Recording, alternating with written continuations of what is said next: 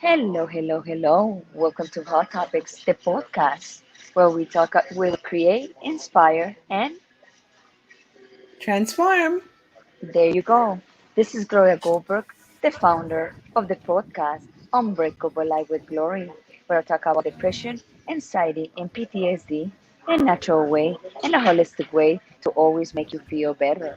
And next to me, like always, my beautiful co-host, Kia Baker. Hi, everybody. If you don't know me by now, my name is Kia Baker. I am the creator and founder of the Female Veterans Podcast, Women Warrior Stories, and success coach at London Real Academy, where I am getting to work with Brian Rose on his latest project, the Defy Academy. And it is amazing so far. But if you are interested, it is closed now for the first group. So you will have to wait for the second group to start. And it's being amazing. It's so fun. That is awesome. They start already Yeah. Monday, right? Yeah, they started Monday Right. and they shut the doors for any new people coming in, I think yesterday. So Wow. yeah.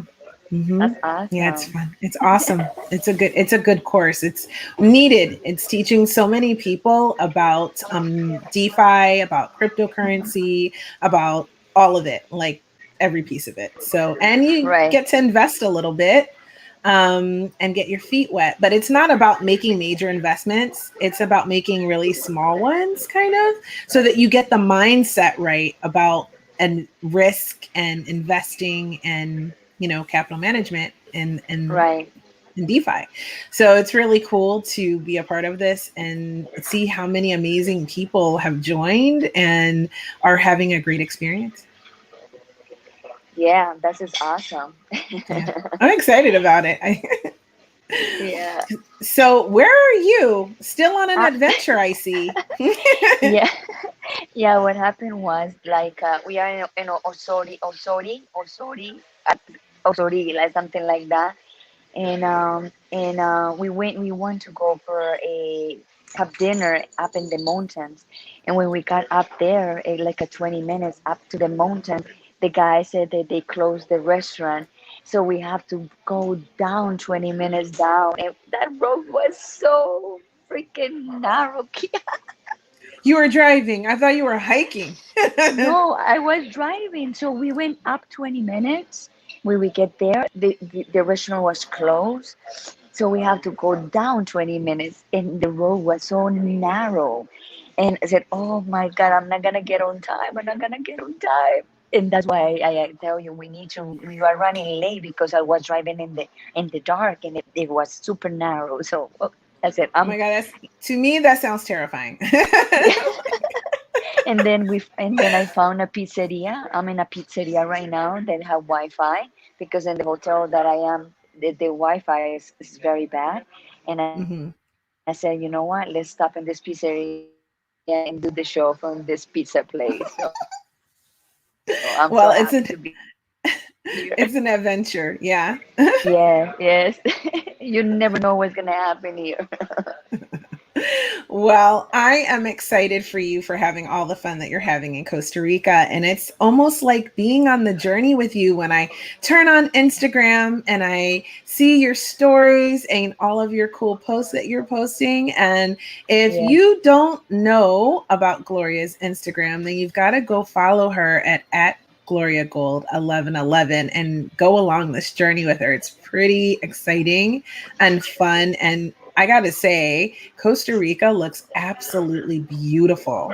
This is beautiful. This is beautiful. This morning I went to the volcano Irazu, and it was amazing.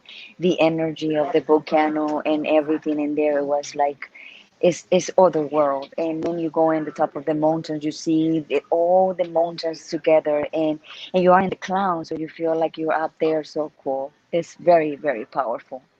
That sounds amazing. And Yeah. speaking of powerful, we Yes. have a guest I know today. that. Yes. And she is absolutely incredible. Like literally incredible. So she is the founder of Hub Kamal.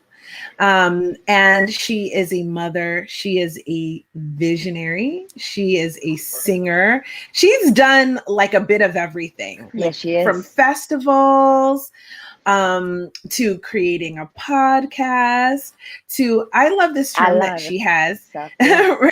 right? Like she has this term for schooling her Right. child called world schooling and unschooling. And I unschooled my son for many, many years. He actually just started this Right. summer in a summer program at a school where he's going to like a technical academy, and which is what he wanted to do. And so he's finally going out to school, and it's sort of a private school. It's different, but it's a whole new world for me. And I actually love homeschooling. I love the theory behind unschooling, and I think that it works. And I can't wait to ask her questions about world schooling. So that's going to be amazing. She is practicing conscious motherhood, which is That is incredible. awesome. So, Yes. I mean, she does so many things, but I think one of the most incredible things about her, besides her singing, is her beautiful heart and the Right. story that Right. comes with her. So I can't wait to bring her in, and let's start sharing with everyone how amazing she is and the story that can maybe inspire other people to live their best life as well.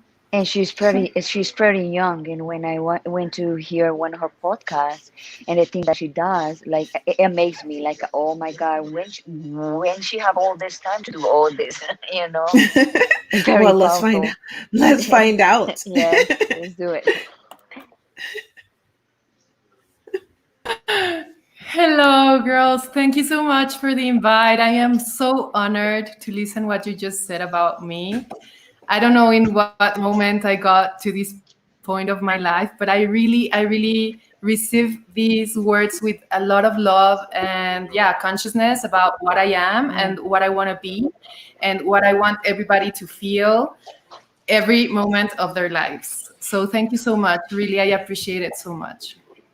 Oh, the Well, pleasure is Diana, all ours. our pleasure. Diana, welcome to Hot Topics tonight. And before we start, I want you to tell everybody where's your location and what time is now. Okay, I'm in Mexico City and it's 8:48 in the night.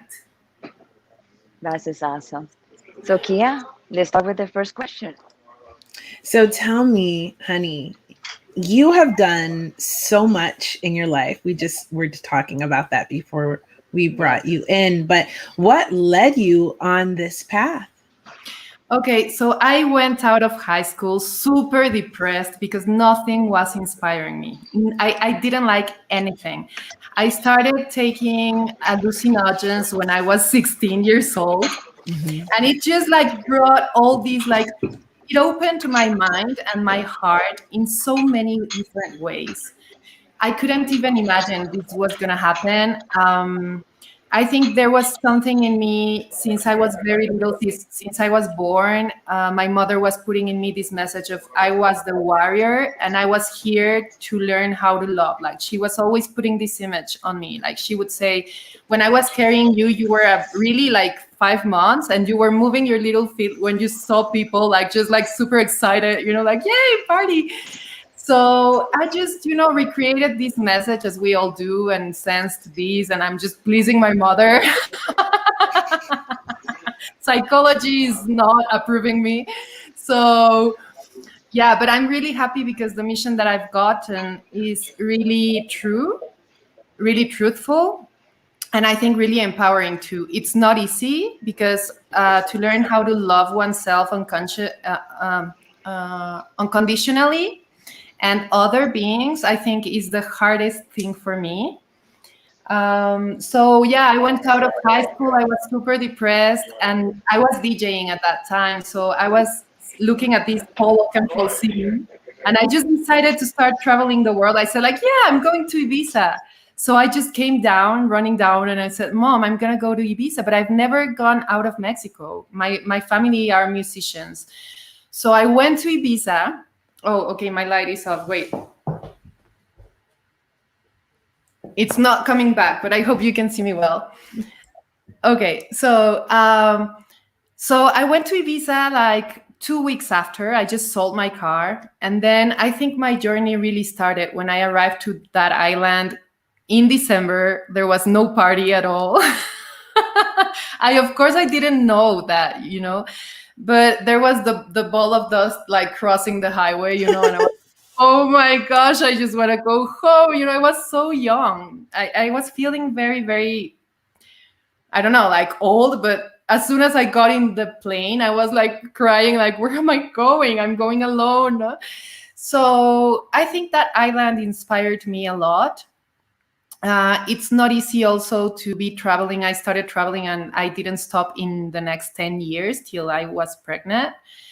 And I think it's not easy because I was learning different skills, but when you don't go to university, at least for me, I don't know, maybe there's a lot of people that are very self-confident, but for me, it was like, I didn't get to feel that I was really accomplishing something because I was just traveling and meeting people and learning different skills, but I never really like finished something. Every time that I decided, okay, now I got nurtured from this experience and I was moving to the next one, right? Now, of course, I can see that everything adds. And I think conscious mothering is all about that too, right? On seeing the value and the power and the good things about each individual. I mean, in this case, it's our kids. But we have to do that with the whole world. I think this is like one of the most important things, that we have to stop seeing the negative. We have to stop complaining about things. We have to have, like Brian Rose was saying, extreme ownership. I just call it responsibility, which is using or giving a response to our abilities, our inherent abilities.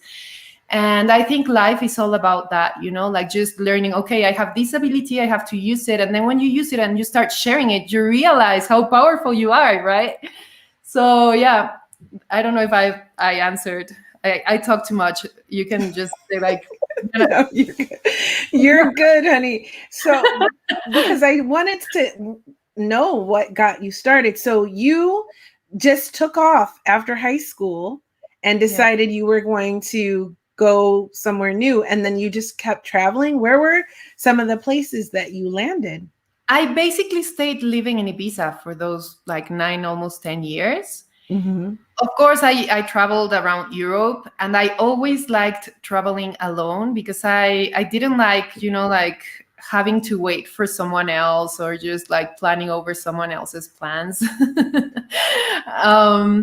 And I think this was a great experience too, because it made me grow a lot. I mean, it sounds fun, but it's also hard to be alone. And then you realize how the whole universe is constantly with you.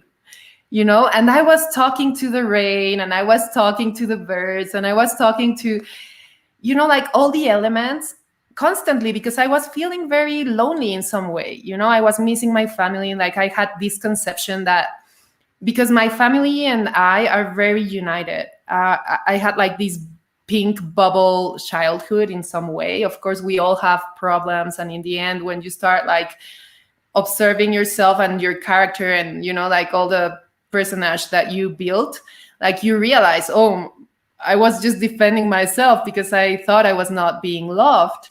So I created all of these like patterns and thoughts that are just damaging me and my family and whatever. But at that moment, I was very innocent. I can say that, I was feeling very innocent till I gave birth. I thought I would never grow up, like I was feeling still like a child. I was like, I cannot believe I'm 28 and I still feel like I was 5, So yeah, I feel it was very beautiful, but I was feeling I missed my family a lot.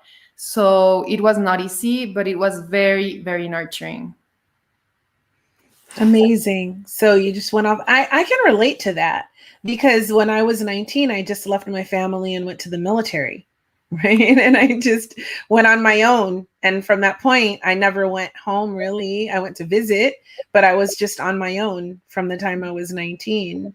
And I think I felt kind of like you until I was 30. I felt very youthful. Like I still feel youthful, to be honest, but I felt very like carefree. Right now, I have more responsibilities. So because I'm a mom of two, I'm a single mom of two. So running a household, running businesses, like all of these things. But when I was in my 20s, because I had kids when I didn't get pregnant until I was 30, I was very, very free. Very free spirit. I still am to an extent, but when I was younger, I was very free spirited. So I identify with your experiences. No, I can see that in you too. I mean, my feeling was more of a mentally, it was not like youthful, it was more like innocent, like innocence. Like I cannot explain it. It was like seeing the world like a child still. So I Mhm. felt like not knowing a lot of things, but just like constantly enjoying, and in this like state of like peace. Like for example, I wouldn't ever have like my body, like when you're stressed and your neck hurts or something like this, I would never be like that. I would always be like super relaxed, super happy, super positive, super blah blah blah. But there was a sense of like I knew there was something that I was gonna get at some point of my life, and I think it's matureness, because it actually like automatically came when I gave birth.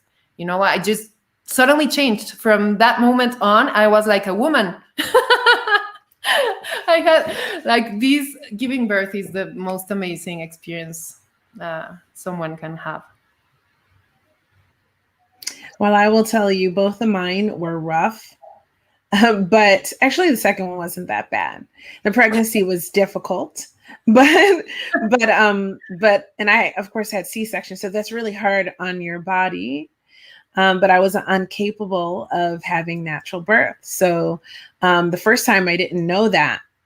So it was all very an emergency and life or death and everything. So the first time was very difficult for me. But as soon as they took him out and I could see him, that was the change for me. Yeah. Right. That was a big defining moment. But actually, from the moment I got pregnant with him, I changed everything. Like it was very like cold turkey, everything when I got pregnant with my first son. For the second one, and I suffered with a lot of pregnancy depression with the first one. But the second one was completely different. The second one, like I didn't gain any weight, like very, very little weight. The first one I gained almost 100 pounds. Like it was just very different. The second experience, I was like doing yoga and meditating and just doing like it was a very, very different energy than the first time. Because I think even though I was 30 when I got pregnant or when I had my first baby, I still was very attached to the old way of life. So it was sudden. It was, we'll say, a surprise. So I had to make a very quick shift that I wasn't quite ready for, but I wasn't. So there was a lot to go with that. And with the first one, I had postpartum depression really severely as well. So pregnancy depression rolled right into postpartum. So I had a tough time the first one. And it took me a while to get through all of that. With the second one, I did something different. Actually, my ex-husband, which is really rare of him to have done, suggested that I take my placenta, right? For after the I hate second it child. too. I hate Right? it too, yeah. This is an incredible thing that I just want to go on record for telling anyone right now, any woman that gets pregnant, you should absolutely do this. Like for me, it was and I said, I'll do it. Like I had been hearing about it and I'm like, I'm open to it. I did some research because I never do anything without research. And then I said, yeah, I'll give it a go. And I said, but you have to find the company, you have to do everything for it. have to pay for it. It's expensive. And I was in Miami at the time, so everything in Miami is expensive. And so and so he did actually, which was really surprising for him. And I took that as, he really wanted this for me. So I did it. And what she did was she dehydrated it and she encapsulated it so I could take it as pills. And she also made me a tincture to save, for menopause. So what ended up happening was, instead of me having postpartum depression with my second baby, what began until I received it, which was like within a few days of me leaving the hospital, I started to have like postpartum rage and anxiety. It was completely different. But I will tell you, like a panic attacks, right? So I will tell you, when she gave me that placenta, and I started to take those pills, that went away. Like within, I don't know, 10 minutes, I was tranquil, like I was calm. I was sort of back to normal. And it is actually like, it was like a miracle for me having that. And I still have the tincture, and I take it from time to time if I'm like hormonal, but it was really amazing. I would recommend that for every woman. So, and definitely the second time I was able to hold him, and immediately after he was taken out, and that made a big difference too. That really was very bonding in a different way. So it was an amazing experience having my two boys. Yeah, it's actually, I think, birth. I studied after having Yanko, my son, with this amazing therapist, Mm-hmm. Laura Goodman. She's from Argentina, and she has all these books. It's so good. And she has one which is like the encounter of the mother with her own shadow after giving birth, being a mother. So it helped me so much. I read it like 2 years after I gave birth, but I still was feeling like so much in the momentum of the birth. Like I couldn't believe it was 2 years, I was like, for the first 4 months, I couldn't sit down, I was like really like, because the baby came down really hard. Like for me, it was also like not an easy experience. And she's always saying like the birth is like you live life, like you give birth as you live. And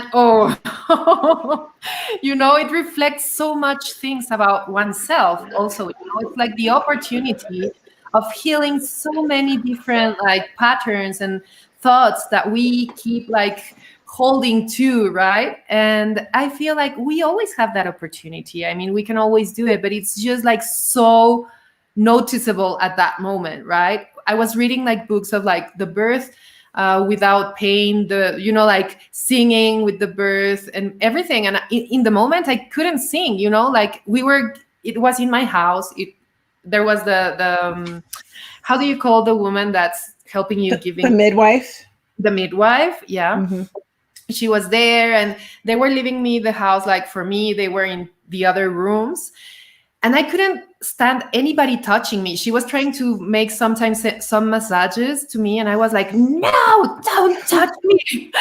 It hurts more. Like, leave me alone. Then I was trying to sing. And the father of my son, he's like super amazing musician. He's a genius. And so I was trying to sing, but I was like, like you do these sounds like,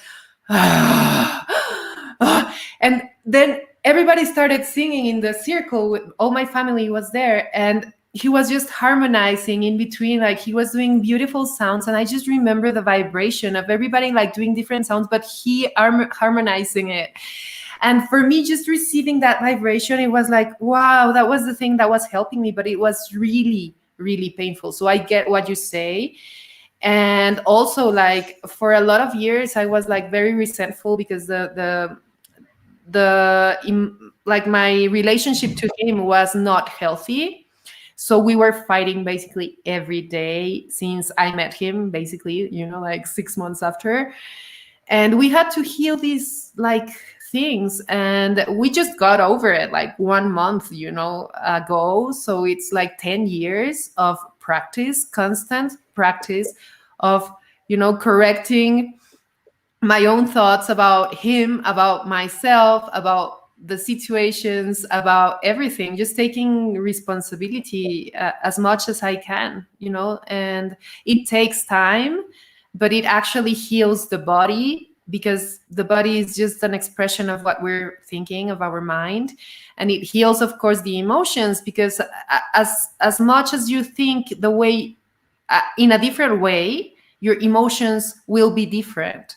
You know, the convictions that you get in life bring or don't bring emotions. And that is the most amazing thing I've been learning. Of course, I had this time that I told you that I was trying hallucinogens. Now I don't do any medicines. Like now I'm just into pure mental healing. And I love it, because for me it's like so empowering to know that whenever you lose faith in everything, which faith is actually, like, I was talking to the father of my son today, and he was explaining me that in Arameo, the original word for faith means complete certainty. So that's beautiful, because when you have this certainty in the good side of life, that is the only real thing, you know, God, and we are particles of God, then all your mindset starts changing, and you start placing yourself in a real place, because you cannot destroy that place, because that place doesn't depend on physics, on chemics, on, you know, like anything that is visible, anything that is going to change. That is a stable like base that is not going to change through life. You know, like you can talk to a Sumerian guy like thousands of years before and some years after, and love is gonna still be there, and forgiveness is gonna still be there, and you know, like all these powerful states of mind are gonna still be there, even if the medicine or whatever changes. So I feel, yeah, I completely get you. It's not easy, but there is a way out. Well, you know what? One of the things that I realized that I had sort of forgotten about when I was going through my childbirth experiences, both of them, was the power that I had within myself to create my own reality and create this the way I wanted it to be. The second one, I had a little bit better of a handle on it.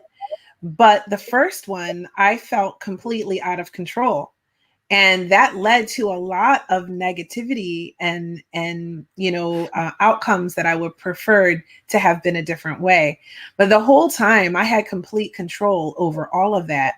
It's just that the way my mindset was working at the time was and actually the sad thing about it is I had already been made aware of the power of my own mind, right? But for some reason, once I got pregnant, I sort of lost all of that.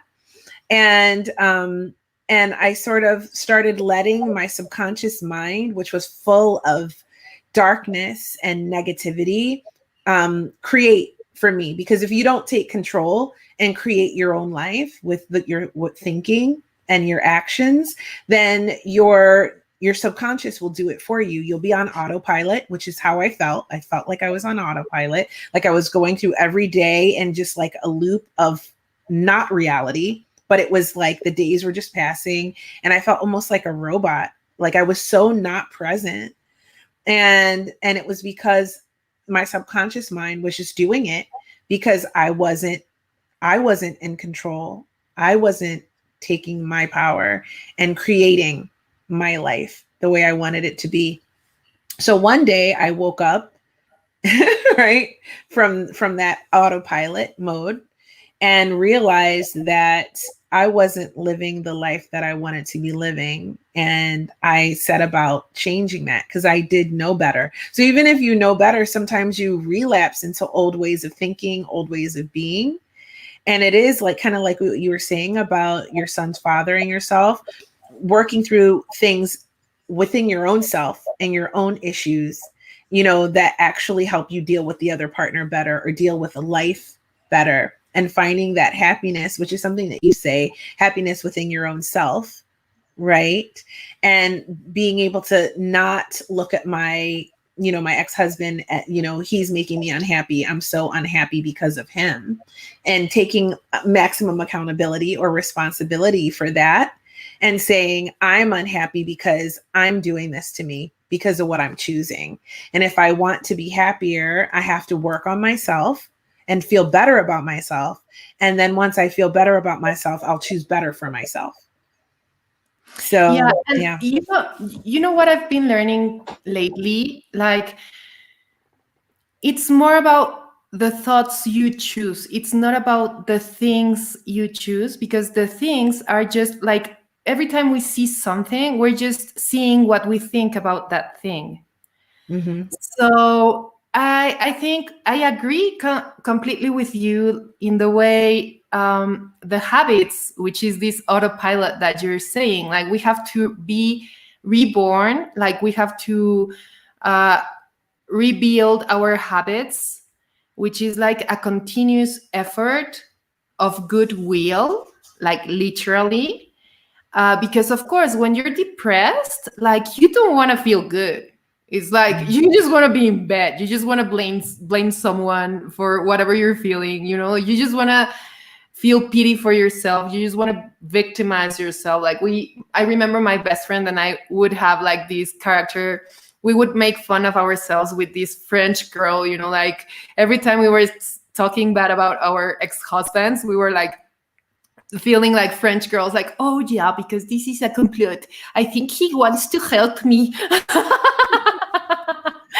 At least we realized and we could make fun, but I was not as strong at that moment to actually take responsibility of what I was choosing to think about him, because I didn't know that if you start like habituating yourself to think, for example, like he is God, he is God, not giving your power to him, like not like making him your God, but acknowledging that I am God too. So I am cause and I am the effect. So I was just like, I didn't know this, but now I know, and now I try. I lose nothing on trying, and then I see all the light in that individual. I changed completely like my way of talking. And that's another habit that is very important. If you really want to empower yourself, you have to start talking of people like individuals, like not being able to divide cause from effect. Like everybody is an individual. Like they cannot, even if they want to hide their responsibility, they are building their own destiny. And that's real justice. That's the divine justice. So as much as we realize that for ourselves, and as much as we can make the effort of thinking, okay, I am God, he is God, I am cause, he is cause. So he has all the abilities and he wants to develop them because he wants to be happy. He doesn't want to suffer. Nobody wants to suffer. Even like the people that's, like saying, yeah, I want to suffer, because he's one of those. He really, sometimes he's like, yeah, I want to suffer because I want to learn how to go out of that place, and I'm like, okay, so then you really don't want to suffer, right? But we take time on like acknowledging this. And I think, yeah, it is very, very important to make the habit of thinking right, talking right, and really desiring the highest that we can. It's not about like choosing one boyfriend or the other, but it's more about choosing what we think about the actual situation. So yeah, that's a great point. What do you think about that, Gloria? Well, I'm kind of behind on everything guys you're saying, because I had my daughter a long time ago, and I didn't have the chances that you guys had. Like I didn't have the chances to sit down and be depressed, because when I had my daughter born with a lot of problems. She didn't breathe, so I didn't have the connection to have my daughter in my chest. And for me, it was very devastating. And the first thing I hear was, we need to move Camila to another room, to the UC. And then they did a C-section for me. And the power of women, or the power of the mother when you became a mother, is like very strong, very powerful. And even I have a C-section, and I said to the doctor, I want you to, you know, I need to move out of this hospital because I need to be with my daughter. And next day, the doctor came at 6 a.m. and say, okay, I'm gonna leave you to go. I'm gonna leave you to go to see your daughter. And when I see my daughter, she was already hooked up with a lot of machines. And then the third day, she was dying. And the nurse told me, you have to come in because she's dying. And I remember that the power of the mother is there always. So I come in and I was crying a lot. And I remember that I only can have my hand through the incubator. And I put my hand in through her and I said, can you please, please stay here with me? I really want to be with you. I love you. I miss you. I need you. And then she came back that day, and the nurse couldn't believe that. And then 3 days later, she started going back again and being very bad. And they call me again, Gloria, your Camila is dying again. You have to call the priest because you need to give her the last things for Catholics. And we run to find the priest. The priest came in. They gave her like the last words that Catholics do, and my daughter came back again. So 3 days later, my daughter went back again, and they have to move her to another hospital. And when we moved to that hospital, there was a lot of kids dying. When I went in there, there was a lot of kids dying at the moment she went inside. And there was like maybe 5 doctors and 10 nurses waiting for her. And I was so desperate, but I didn't have the chance to sit down. And I was walking with my seat section like an old lady, but I didn't care about that. I was caring about the life of my daughter. And I remember the head nurse told me, Gloria, your daughter's not gonna come back. And I was, oh my God, I don't know what I'm gonna do. So next to me, there was like a couple that they don't have money to to buy the medicine for their baby that was in the same room with my daughter. And I turned around and I said, what you got, what happened? And they said, no, our daughter is dying and next to your daughter and we don't have the money for it. And I said, how much it is? And they said, I don't remember, it was very little. And I turned around, I said, Mom, can you give her money to them so they can go in a taxi and come back? They went back and come back in like in 20 minutes. They put the medication of the baby, and that baby came back, and my daughter came back at the same time. Like both was already at the same time. And then the head nurse, like this is unbelievable what I'm seeing. And she make me to bring like a big bowls and a little radio so they can put to my daughter so my daughter can come back and have more like the power to come back. And the music, they put music like 24/7 to my daughter. And they put like the red balls and the blue balls, yellow ball colors on her. And the third day, she come back completely.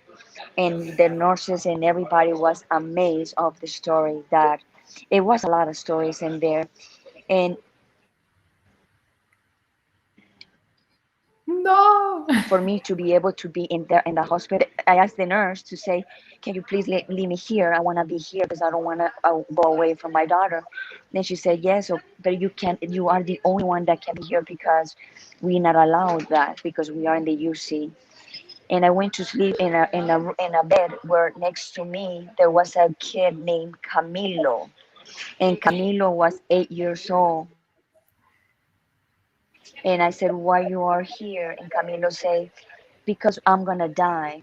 I said, what you mean you're gonna die? And he said, yeah, my heart is growing, and when my heart is gonna grow, I'm gonna die.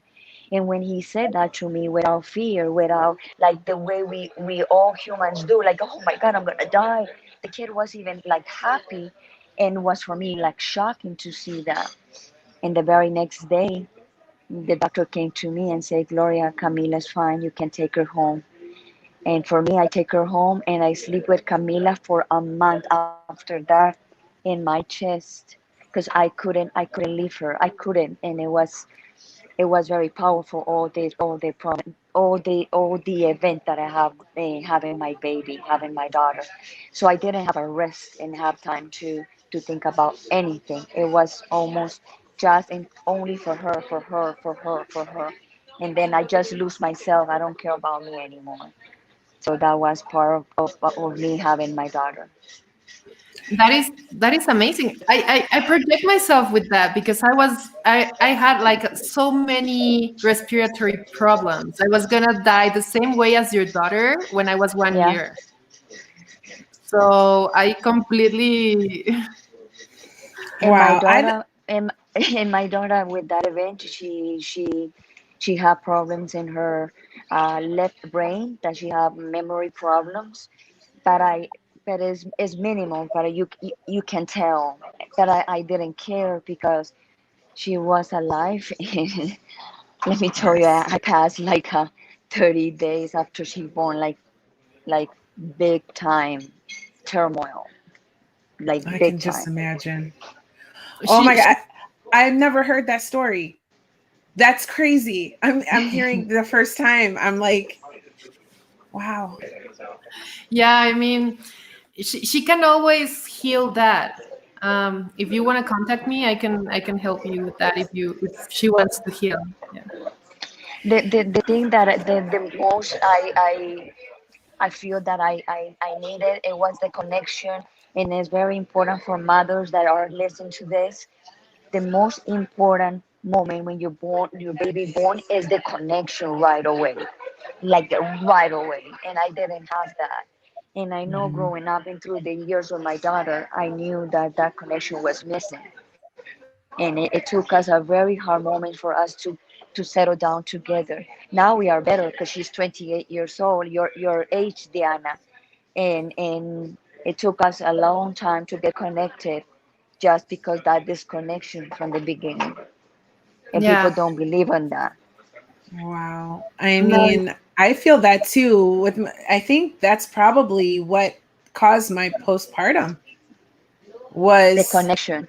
because at that time was 2006. They said, if you had a C-section, this was in Chicago, maybe, and I know it varies from state to state, country to country, but at the time they were like, if you had a C-section, you could not hold the baby right away. So I remember Mhm. crying. Like after I saw him and I was so excited to see him out, but then they took him away and I remember crying because I wanted to hold him. But by the time of the second baby in Miami, they gave him to me right away. And it was a very different experience, Yeah, actually. I You feel. know,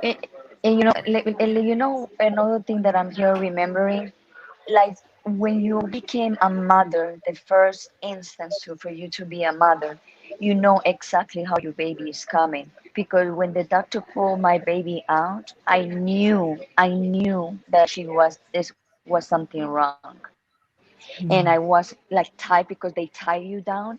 And I said, what's going on with the baby? What's going on with my daughter? What's going on? What's going on? And they don't want to say to me anything because already I was open. They was to trying to calm me down, and they was to trying to bring my daughter alive. So it was very, very powerful, and very, even right now talking about this story, I get anxious and I get like wow, like that, what experience was that? Yeah, it seems like a very important experience for you. Um, Yes. well, I after like studying everything that I've studied, I was 28 when I gave birth. Now I'm 38. But I I feel like this is the thing, right? But sometimes it is really important to actually, this is what I was meaning actually, right? Like in the most important moments where we are most attached to our thoughts or our way of thinking, that's when it's most important to let go. And that's when it's most important to have that certainty put on the good.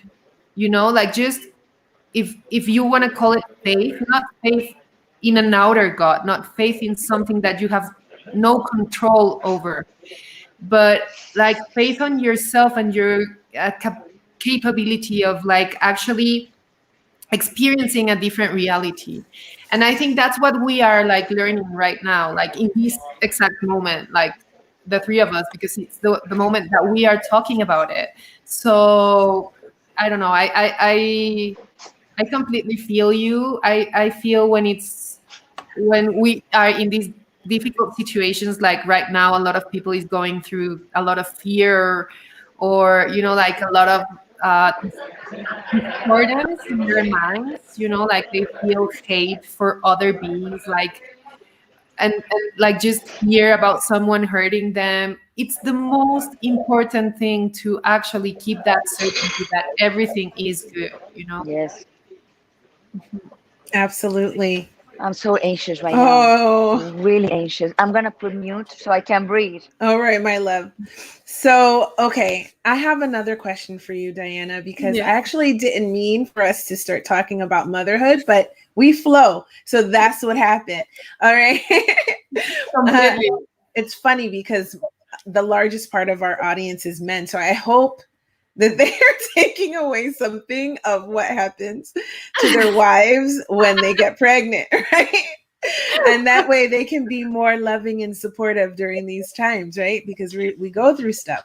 Hey, Kia, right? for men, it's like really, like for example, my brother was there seeing how I was giving birth, and the father of my son, of course. And then years after, I was going to a therapist, a family therapist, and she was saying like a lot of men can never ever have relationships, like sexual relationships again, after seeing his wife giving birth. It is like a real thing for them. And I've listened, like there was this famous football player. He was saying like, when I was seeing my wife giving birth, I was like, what's going on with my temple? It's getting all smashed. You know, where is my temple going? Yeah, it's really funny. I saw a friend of mine when I was in the Navy. We had some tight girl groups, of course, because you make family where you are, right? And one of our friends, Kelly, she was going to have a baby, and her family couldn't make it in time. They got there maybe the next day after. So we were there. We were all there with her we were there with her through the pregnancy, when it was time to give birth. I think I was 20 or 21 at the time. And we were there when it was time for her to deliver. And so we were all in the room with her. And so they said, okay, I want two of you up by her head to help her through, and one of you can come down here with me and help her from this end. So of course I volunteered to go next to the doctor. And so I witnessed the entire childbirth from the perspective of the doctor. It was a natural childbirth. Take a picture. And I will say, even as a woman, it was a sight to see, honey. I wasn't so sure I was going to give birth after that, but it was beautiful. Don't get me wrong, but it was just a sight that you don't. Yeah. You were talking about the pregnancy, right? Like that is a very important thing. Like for example, a lot of men don't really get to feel what we feel, mm-hmm. And I mean a lot because I cannot say all of them, right? Yeah, right. But a lot, like we have the chance of like as we start feeling we are pregnant, like everything starts changing in our life. Mm-hmm. We start taking care of ourselves. Like mm-hmm. naturally, we don't want to take any drugs. We don't want to. Some people do. Some. Mm-hmm. I'm not. Again, I don't want to generalize, but most of women just want to, like be in this like being taking care of themselves. And in the mental realm, that is very important because it's taking care of the idea of life. So as much as you are happy, as much as you are like, like feeling well, that baby is going to be well. So that is a very important process. And then for men, they don't have that opportunity. So they are realizing that they're having a baby, like, either when they're seeing the baby or 2 years after. Yeah. And then a lot of couples actually get split over mm-hmm. like the first 2 years because they don't understand what the fuck is going on. Like, where did my wife go? Why doesn't she care about me anymore? Like now I just feel like I want to work, and then she's complaining about me working, and then I need my 10 minutes of having my hobby and being with friends, taking beers. And then that's one of the most like the biggest problems, in couples, like having babies. Yeah, and then we're like, when are you going to grow up and be a father? And we're all upset.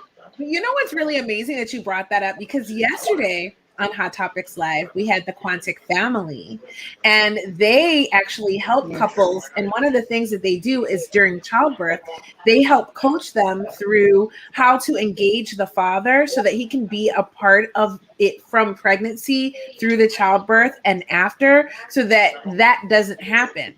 So if you haven't seen that episode, you can go to our Hot Topics Live Facebook page and check it out. It was just yesterday, and we talked about relationships. We talked about the couple, a happy couple being the basis of a happy family, and how to get there. And it was a really amazing episode. So I'm glad that you brought that up, because it ties into what we learned yesterday from them about how to bring the father in, so that and sometimes they feel excluded, right? Because it's all about the mother, all of her friends, all of her family. Everyone's like, you're pregnant, you're having a baby.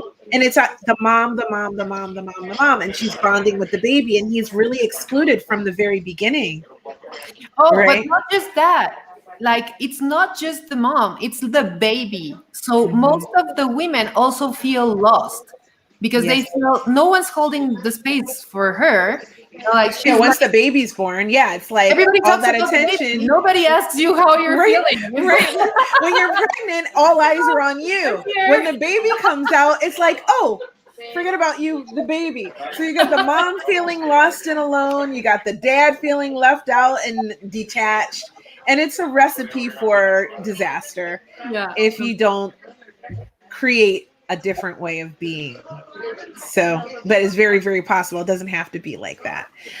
So, Diana, two things, because we are at 51 minutes and we will go probably for an hour and 10 minutes or so, give or take. So I want to ask you, because I know that you're all about sustainability, and I want to know how would you advise us if we wanted to create a sustainable life? Wow, what a question. Okay, for me, sustainability is all about self-empowering. Like, it is about loving oneself. In the moment we feel satisfied, we automatically start consuming less, because we start feeling we need nothing. We start building better relationships with the world in general, like people and things. Of course, because we feel happy, it's not a myth. Like, water and every life form will change its form, actually, and we'll sense that happiness. That's why my podcast is I Induce the Real State, because the only one that can induce yourself to that happiness state, and I mean yourself and your environment, is yourself. Like, the media does nothing. You don't believe those stories, and you keep your mind in the right place. Like, nothing is gonna hurt you, and nothing's gonna hurt your environment. Like, there's crazy stories about people being in the middle of the war, and I mean, and then like all these so-called miracles happen, right? And why so does that happen? It's because some are just building their environment from a different place of themselves. And I feel we always have that opportunity. This moment in history is a great opportunity for humanity to enlighten, to actually live in a more sustainable way. I feel, it has nothing to do with matter. Sustainability has nothing to do with matter. It has everything to do with spirit, with being honest to oneself, and with caring about oneself in a good way, not in a selfish way. It's a good way of taking care of oneself. And then that's the moment that we can actually share that goodness with the world. Oh, that's beautiful. So, if I needed to shift my belief system and my mindset, how would you tell me or teach me to start going on this path? Okay, so first, it is very important to acknowledge what you are, what we are, which is particles of God, which is mind. It's a synonym of God, consciousness, the awareness that we are. So we can always access that, we can always think something better. We can always like discordance and uncomfortable feelings are indicators of where are we failing to oneself, right? When are we not being like when are we not honoring ourselves? So there's a complete I myself, I study a method which is eschatology, that was discovered by William Walter. There's a lot of different branches, but the one I study is like a specific one, which I really love and I appreciate, because it actually like orders the mind in a way, like you have this stable mindset where you know what you are, what's the qualities of God. But I think the main one is that God is always good. And if you start realizing that, for example, for you to have a so-called miracle happen, like you have to pray, you are the one doing it. So as much as you habituate yourself to thinking good and not really praying, like in a way like please please please, like really knowing with certainty that that's inherent to you, I think that's a very good principle. Just thinking that everything's going to be good, everything is good, and convincing yourself about that. Even if it sounds super simple, like it sounds super like, no, I'd better go and take 1 hour of therapy every day, No, just sit down. And every time you feel uncomfortable, just remember everything is going to be good, like in a serious way, like sit down and do it, like with the same, like instead of going and paying $100, pay $100 to yourself to sit down 1 hour a day and write I am God and reflect on what that means, like make a reflection and try to stay with that conviction the whole day, because that is what's going to build your experiences. And if you actually see what all the coaches are saying now, like all the famous podcasters and all the mentors and everything, they're all talking about habits. They're all talking about, like sitting down in the morning and being grateful, like writing 10 things you're grateful for, Mm-hmm. 10 things you already accomplished, even if it's very little. Sometimes like doing macrame can bring you $1 million. You don't know why somebody dropped a bag with $1 million outside your house, and it was because you were feeling good doing macrame inside of your house, which for someone else might seem like you're doing nothing, right? So I feel it's like stop listening to the world, start listening to what you're thinking. The most important thing is what you think about yourself and how you are feeling. And feelings are actually very okay, feelings can be changed. It's not that we cannot change the way we feel. We can always change the way we feel, and that is always getting accomplished by reasoning. And I think that would be the process. I mean, for more like to deepen in it, yeah, there's a method. There is like you have to know the basics about life, about God. But this that I'm telling you is already like changing, and you can listen this in everybody's advices. Like if you start like trying to listen behind the words and in between the lines, you're gonna see it's all about conviction. It's all about good. It's all about loving. It's all about the things we sometimes don't want to do, but we have to do them, like either now or later.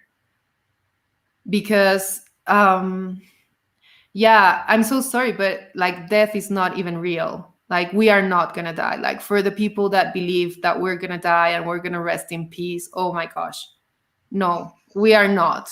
And my friends that have suicide themselves, like, it's like, honey, you still have to work that, like you're not liberating yourself of anything, like either we work it now or we work it later.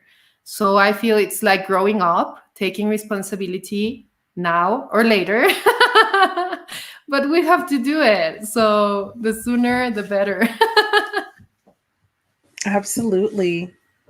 Wow, that's really powerful. I mean, you do hear the same things repeated, and it's just who you vibe with, who you can enjoy hearing it from, right? Some people might enjoy hearing it from us. Some people might enjoy hearing it from Esther Hicks. Some people might enjoy hearing it from, Brian Rose, right? But it's the same things. It's, it's being grateful and recognizing your internal power and that your ability to create a life that you want. And it does seem like, I mean, I imagine, right? Because I lived in Chicago for many years. And on the south side of Chicago, it's pretty chaotic. At least it was before they started gentrifying most of it. And so I can imagine if you live there and there's, people dying and it's like living in a war zone, it's hard to imagine that you can just think your way out of that. What would you say to that kind of perspective, Diana? You mean like when you feel like you cannot go out of that situation? Right. Like when you look all around you, because there's people that live in ghettos, they're poverty stricken. They live in horrible, horrible circumstances every single day. And that's their reality as they know it. Okay. How would you help them? Yeah. I think mental healing is all about acknowledging which is your problem and which is not your problem. And this is something very hard to say because it might sound a little bit like rude and careless, maybe. But it is actually very, very, like a very careful and like well-made thought, like when we're saying somebody is having a problem, it's us seeing that individual having a problem. And the more we see that problem in others, the more they see it in themselves, because there's different states of mind. And there's minds, like I can say mine, like that we are weak in some point, and we just obey other mentalities because because we are connected. And we are just obeying, like first our parents, as I said before, like, okay, my mother sees me in this way, so I'm just, like growing up to be like what she wants me to be. So I'm growing up to be what society wants me to be, because that's the way I can have the light on me, that's the way I can call attention. That's the way I can rely on someone. That's the way I can feel somebody's holding the space for me in some way. Because this is the way we are used to feel love, because we are misunderstanding love. And love sometimes is to let others live their own situation, like we do with our kids. If they're crying because we take the video games away, we're not gonna go and say like, oh baby, please, sorry, I know right. No, we're not. They have to cry sometimes and they have to suffer sometimes, but they have to learn how to solve their own issues, their own problems. So I think it is very important to take care of oneself's thoughts. And in that way, we can actually give an example of how to solve things, like the reason or the Christ, if you want to call it in this way, because the meaning of Christ in Greek is reason. That's why Jesus was called Jesus the Reasoner. When you actually activate your reason, you start going. Sorry to interrupt. I have to go because if they cut me in the street driving and before 9, you have curfew. I'm gonna have a problem. Wow. Yes. I gotta go. Well, we will say good night to you. We're going to wrap here shortly, but we will miss you, and I will see you next time. Yes, I know. Gloria, thank you so Be safe. Thank you for sharing. Ciao. I love you. I'm sorry to interrupt. Ciao. Love you too. No, don't be sorry. Be safe. Yeah. Ciao. Yeah.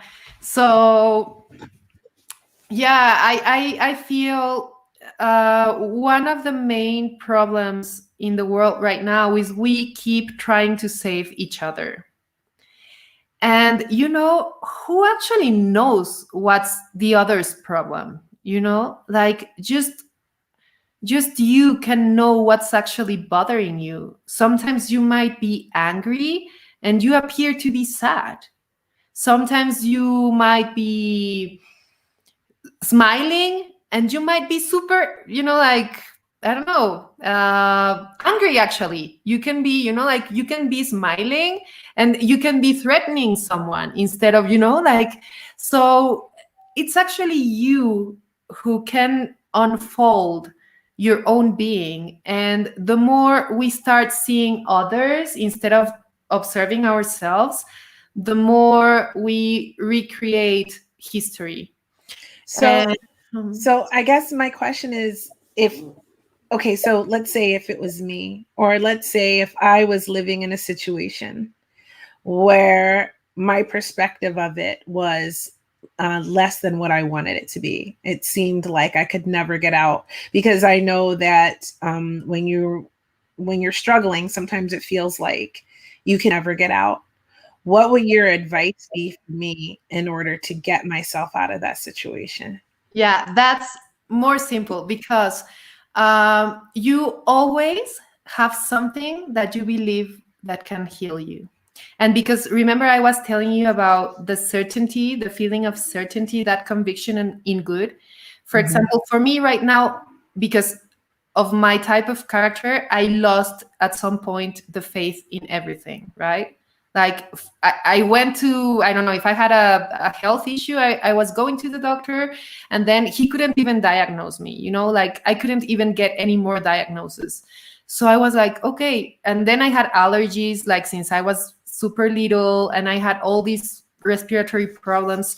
So nobody could actually help me. This is what I was thinking. So I had to turn around and see, like, actually take complete responsibility. But there's moments in your life where you believe a pill can take you the problem away. So if that's what makes you feel good, just do whatever makes you feel good. There's always, and eventually, like, if that doesn't make you feel good, you're going to find something else, and then you're going to find something else. And then if you don't find, you come back to me. I love that. Okay, number one, I love the come back to me, but I love that is a really simple answer, because no matter where you are living or where you are in your life right now, it just means that if you find something that makes you feel happy and that you're passionate about, you could feel like the world outside of you is hell, but you can still be happy. And if you follow that path of happiness, eventually you won't be in hell, or even immediately you won't be in hell, because you're doing something or feeling happy. It's just finding it. It's just unlocking that in your mind to say, because there's so many people that are entrenched in negative thinking, and that negative thinking is what's keeping them suffering. So to relieve the suffering, it's shifting your mindset. And an easy way to do that is exactly what you said, is finding something that makes you feel happy. Yeah, and sometimes there are very little things, sometimes it's going out and just observing a tree, watching nature. Sometimes it's calling a friend. Sometimes it is, whatever might be wrong for someone else, sometimes it is the right thing to do for another individual, another being. Well, we're individual. Yeah. So I feel it's like we always have that access, because that's something that it's just ours. We cannot step out of goodness. If we feel depressed, because I've gone through different depressions in my life, sometimes you just need to sleep the whole day. Sometimes you just need to not eat. Sometimes you just need to, I don't know, watch a movie. And then one day the light comes to your mind.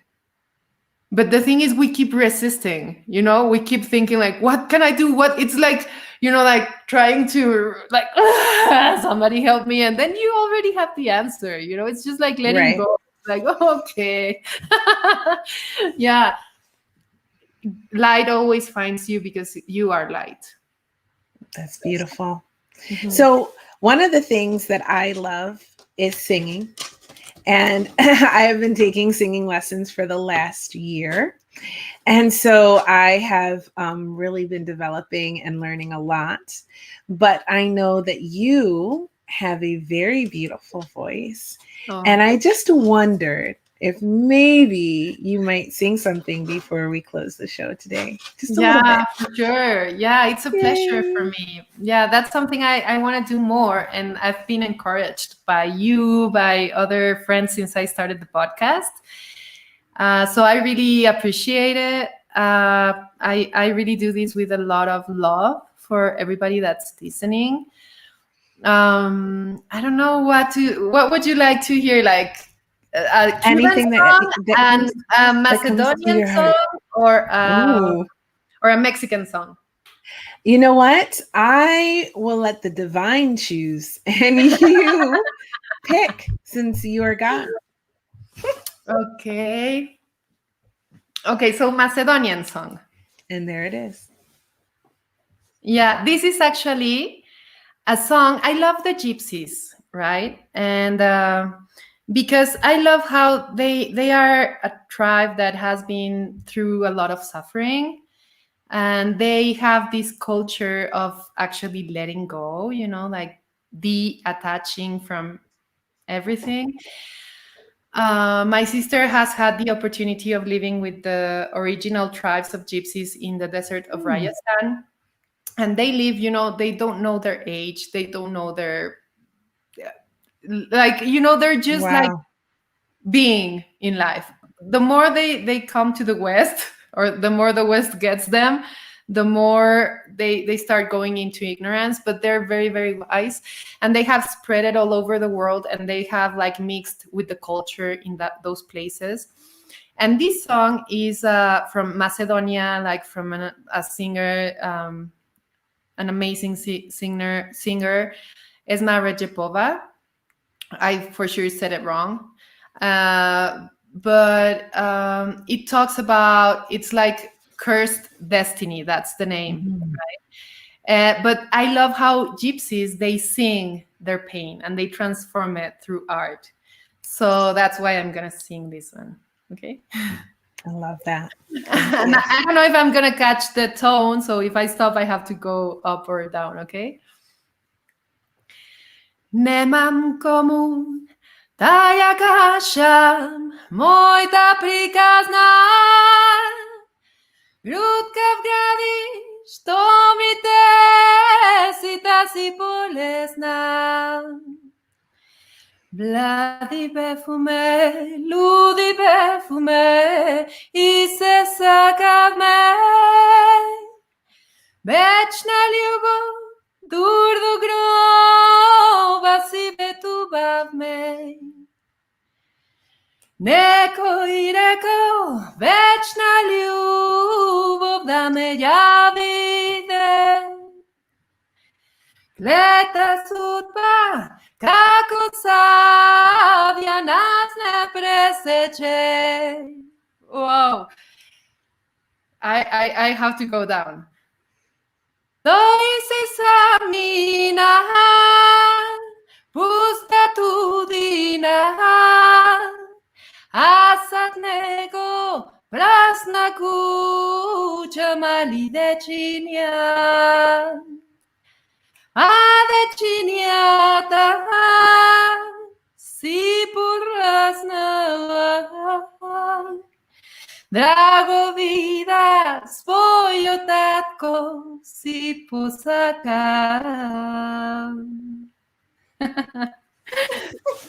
That's it. Yeah, that was amazing. I'm so sorry. I had to change the tone, but I never know. It's all good. I think you sounded beautiful, of course, and I'm so thankful that you came tonight and you sang for us. I'm sad Gloria missed it. I know she would have loved that, but she watches every episode, so it'll be a great surprise for her at the end. And I am so blessed to have had this time with you today. So thank you for coming. Thank you so much, Kia. I really, really appreciate it. I said it twice now, but I am very grateful. Thank you. And I want you to tell everybody where they can find you and where they can listen to your podcast, of course, because now, of course, they want to listen to it. Yeah, I have amazing guests. I hope you're there soon. For sure. Just invite me. It's I Induce the Real State Sustainable Living podcast, and you can find it in iTunes, Spotify, all platforms. I am going slow with the YouTube channel, but there's a couple of videos there too. And I think this week or the next one, it's going to start, like, you're going to start getting the content there. And you can find me in Instagram and Facebook. I am Diana Yanos. So you can also like find me in Facebook as Diana Yanos. So yeah, that's it.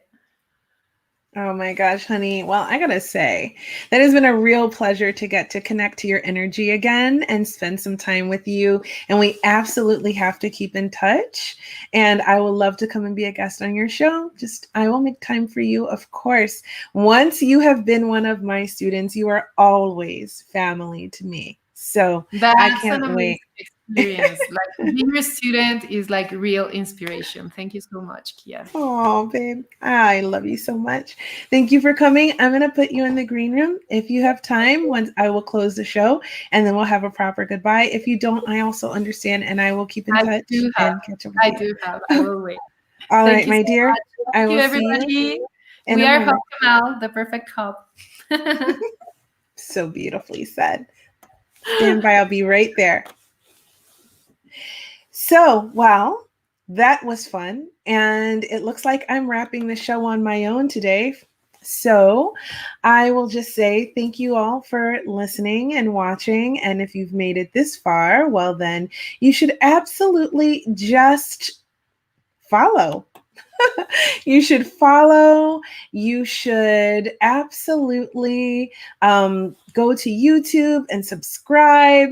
You should set your notification bell so that you know when we come live. And I really, really, really appreciate you watching and all the love and support that we've been getting for our little show, Hot Topics Live. And if you go to our Hot Topics Live Facebook page, you will see all of our episodes, which are well over 100, with all sorts of amazing and interesting people, just like Diana. So if you like what you saw today or heard, you can come and watch us live, or you can catch the replay anytime on our Hot Topics Live Facebook page. So I'm Kia Baker. I am the host and creator of the Female Veterans Podcast, Women Warrior Stories, and I'm a success coach at London Real Academy. And it has been such a pleasure hanging out with you tonight. Thanks for watching. And I guess we're going to see you next week with some more amazing guests, great stories, and who knows what else will happen. We might dance, someone might sing.